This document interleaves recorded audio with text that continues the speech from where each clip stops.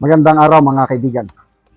Bigyan natin ng reaction, opinion itong post ang balita ngayon. Title, Positive sa gunpowder. Umano, ang NBI driver na inaresto matapos ang barilan sa Senado.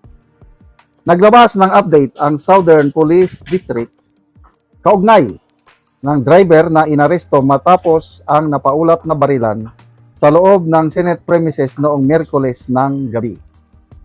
Ayon kay Southern Police District Public Information Office Chief Police Lieutenant Margaret Panaga, nagpositibo umano sa gunpowder residue ang naturang suspect na kinilalang si Mel Oragon.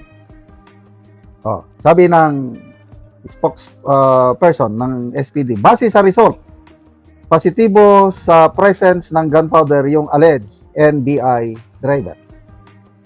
Gayunman, ilang araw bago lumabas ang gunpowder test result, sinabi mismo ni NBI Director Melvin Matibag na hindi umano opisyal na empleyado ng NBI si Oragon, kundi isang volunteer lamang na nagsisilbing driver ng grupo ng mga operatiba.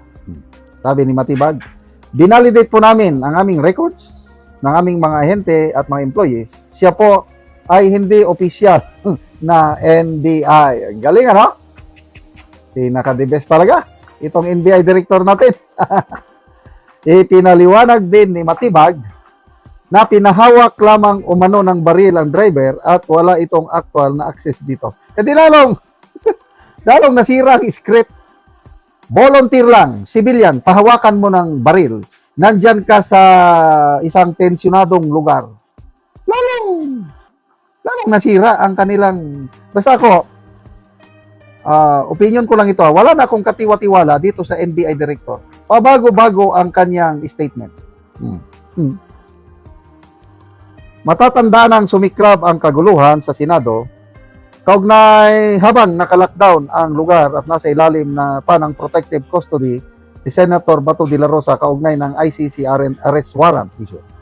Batay sa paunang investigasyon, ilang putok umano ng baril ang pinaputok sa loob ng GSI's compound bandang alas 7:50 ng gabi na nagdulot ng tensyon at panik sa mga nasa loob ng Senate complex.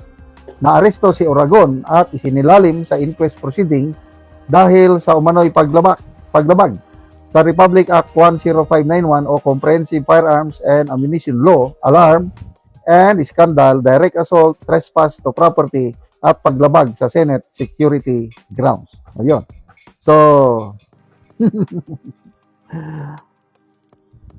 ang katotohanan ay hindi mo talaga pwedeng itago. So, noong una, sinabi na walang mga NBI doon. O ngayon, nahuli ng pulis, meron. NBI driver. Ngayon, ang palusot, volunteer lang siya. Bakit? Kung volunteer lang siya, civilian, bakit pinahawak ng baril? Pinahawak. Ngayon, inaamin ng NBI director, hindi nga siya official na NBI agent, volunteer, bakit pinahawak ng baril? Kaya, lalo silang nabubuking itong mga script nila.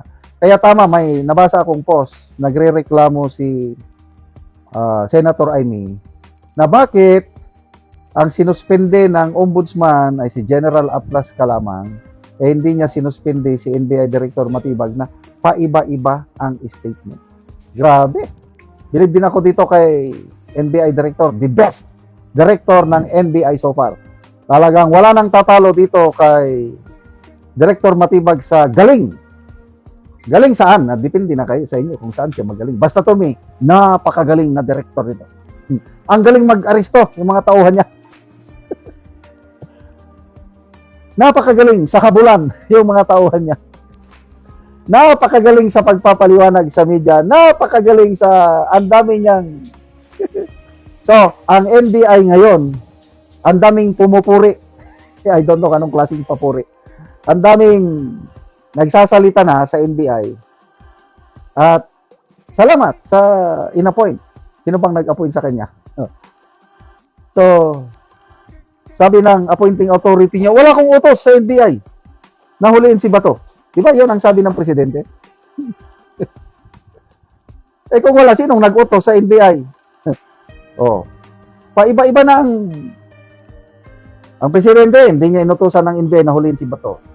Ang NBI, pumasok sa Senado at inaresto si Bato. Ang NBI, nandun armado, nagkaputukan, tapos walang utos ang presidente. O sinong nag-utos sa mga NBI na armado nandun? Mabuti na lang at kalmado lang ang Senate Sergeant at Arms. Merkulis pa lang daw ng umaga, nakatanggap na ng Senado ng report na may lulusob na armado. Kaya alert to sila. Kaya pagdating ng alas 7 ng gabi ng ayun, may lumapit na armado, verbal challenge. Sino kayo? Ibaba ang mga baril nyo. Those are normal procedure.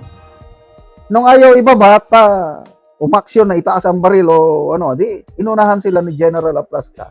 Which to me, tama yung ginawa niya. Pati nga si General Torre, sabi niya, General Aplasca is an experienced police officer. And I think he was right. Yung ginawa niya, nag-warning siya to defuse the situation. At na-defuse.